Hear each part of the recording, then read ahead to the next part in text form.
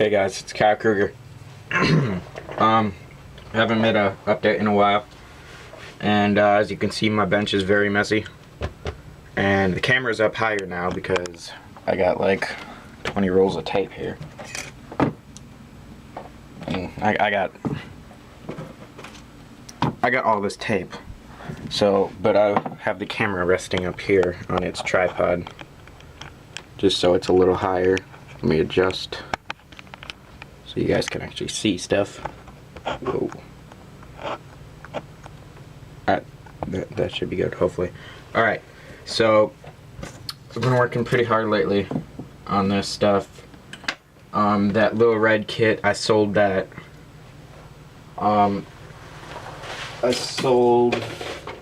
traded. Sorry, I had to roll far away for this. I traded this for a kit that is well worth trading this for. This has 2 bodies and parts for 2 kits, but it'll only make 1 complete kit. And I took this out of it and this. But I traded this for the Limburg. I think it's a 1969, maybe 67. I don't know. But it's a Dodge L700 with the flatbed trailer and the 1940 coupe. It's all sealed inside. So I'm trading that for that, so I'm waiting for that to show up so I can ship that one out. I shipped out a bunch of stuff. I shipped out my S10 parts to Joseph Hooker, who is Redneck 7381. I shipped out the motor for this kit because I'm kit bashing this kit. What else did I do? I shipped out some parts kit, or a kit, not a kit, but sorry. What is it? It was a box of Snap, what was it called? Snap Plus, something like that. It was a truck, it was a dually truck thing. But, I shipped that out. What did I say? I shipped out the motor for the kit. I shipped that out. I shipped the low red out. And I shipped out something else too. What was it? I don't know, but I went to the post office twice and had a total of 4 packages. And then I I traded all my decals. I have to send those out when the kit that I traded them for. I have 14 sheets of decals. And I traded all 14 for a sealed 1958 Chevy Impala 3-in-1 and a little box full of tires and rims. So once I get those, I'll show you guys what I got. So I want to show you. I need a light for this camera, but that's my stash right now. I'm really depleting it. But a lot of it was parts and I traded a lot of it away. But I want to show you, I tried making this video earlier, maybe like a week ago, and it just didn't work. So, well, of course now my bench is extremely messy. So I'm just going to push some stuff aside. I don't care about that stuff right now. I got this truck going on, and you can't see that. Is that better? I'll take this roll of tape off. Alright, so I'm kind of just blabbering, talking to myself, acting like you guys can respond physically right now during my recording, but you can't. But I have this kit. I'm doing bodywork to the front, and that's why it's primered.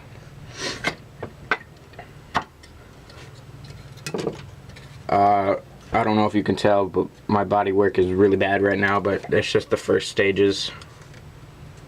I got a lot more to do.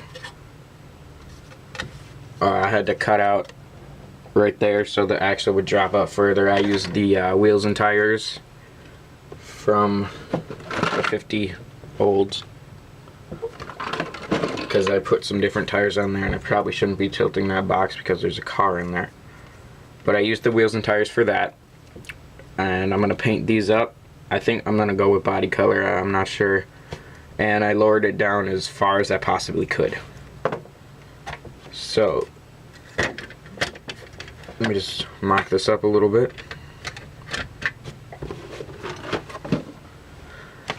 And that's the ride height. I mean, it's down in the weeds. It has a bit of a rake.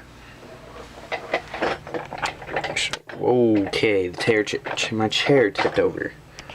But that's the engine bay. There's nothing special to it. But this is what's gonna be special. I cut out, it looks crappy right now, I know. But here, let me put this back up here so I can show you guys. Alright. So I cut this out. The firewall thingy-majiggy. And I also cut out the tranny tunnel because I'm kit bashing this, and it's going to have, the transmission's going to be bigger than the one that came out of it.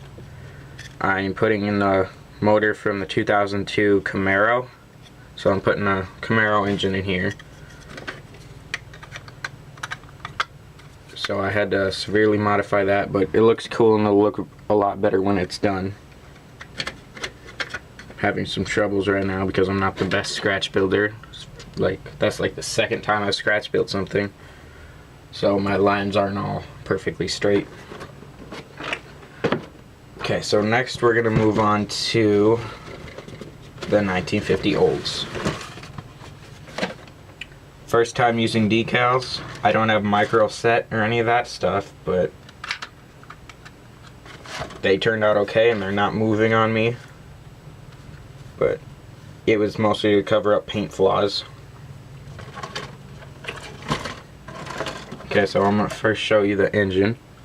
Alright, but it's still recording, that's good.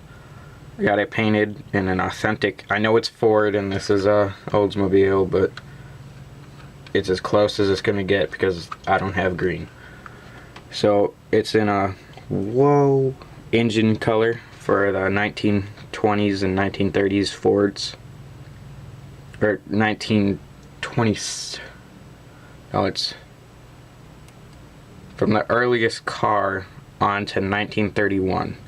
They were this color, this green. Then in 1931 they switched to red. Or 1932 they switched to red. If you had a flathead V8. But if you had the flathead 4, then it's still green. I don't know why I'm rambling on, that doesn't even matter. But here's the car. Oh, that's nice. I almost broke stuff. I painted it in Testors Purplicious. First time I actually had fairly good luck with that paint. No bubbles, but in the trunk and the roof here, there were there's pits. Like, cat hair. Ew. Stupid cat. But there were like pits and stuff in it, and I don't like that. It's not cool. But, okay, there's a radiator and stuff in the interior. That makes sense. But, here's the engine bay. The engine's obviously not in it because I just showed it to you. Here's the underside. I made the muffler look like a cherry bomb, so I gotta fix right back there. But the muffler looks like a cherry bomb. I have a little bit more work to do. I left it stock ride height, and I put the wheels and tires on it from the custom version of the Revell 1950 F1, the 2-in-1. This one, right here. I put the custom wheels on there. They look kind of cool. They look a little small, but they still look cool. And now I'm going to try to show you the interior. They don't make this kit easy to get the interior out of because of these little wraparound things right here. Alright, and I'm also going to get this radiator that somehow ended up in the interior out. Okay, well, looks like I gotta glue the interior back together. But that's a custom color I made. I'm just going to take that panel off. Oh, okay, I am apparently going to take the whole interior apart. That was awesome, he said sarcastically. But it makes it look like leather. It's It's a wood color mixed with tan, mixed with black and gray and red. It's like 100 different colors mixed together. And I put the little roll bar back there and I color matched this to the body just for some added cool lookingness. It's actually a good thing this fell off because I didn't put the decal in there, which of course I just sold. Dang it. I didn't put the decal in there for the steering wheel, your steering column and stuff. But this video is going on a long time, so I gotta move on. Last but not least, we have the 1948 Ford Custom Coupe. And I'm going to show you the good side because there's a bad side and I don't know if I really want to deal with that. I might just paint over it because it's upsetting me and I don't want to put a bunch of work into it. Take it down again here. I lowered it as far as I possibly could lower it. Got some resin wheels, not exactly sure where I got them. And of course the camera doesn't focus. Why would you focus, you piece of crap? Oh, there goes the hood. I painted the inside black already. But here's what I'm talking about, the bad part. The door line is all messed up. It was like pretty much non-existent when I got it. So I tried to fix it and it's just not working well for me, so I'm just gonna primer it gray, paint over it.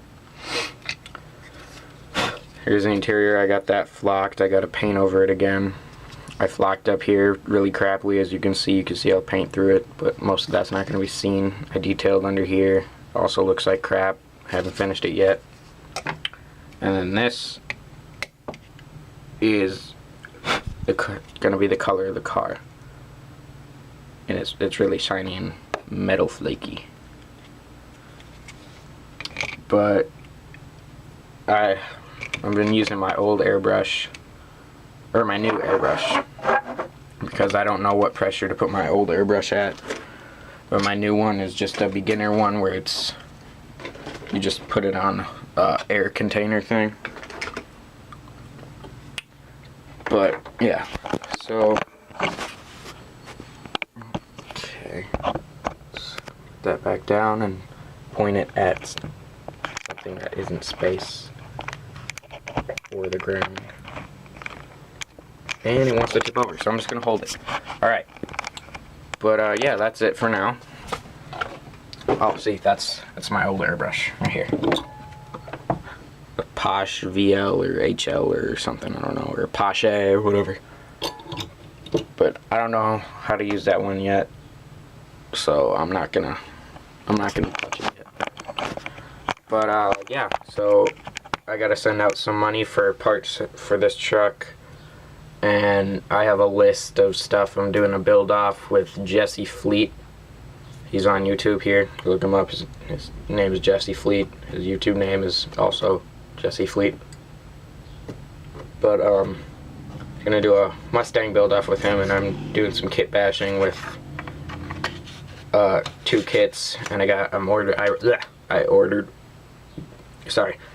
a resin hood for the Mustang that I'm getting, and then I'm getting some parts from some people on Facebook that I bought from 2010, or no, it's 2007 GT500. The wheels, and I'm not gonna tell you what else. That's a surprise. But yeah, that's pretty much it. This is brought to you by Apple. Not really, it's just some stickers I found. I've talked for 14 minutes and 15 seconds now. So, one last thing I want to show you, just because I think it's cool. What happens in Vegas stays in Vegas. Peace out, guys.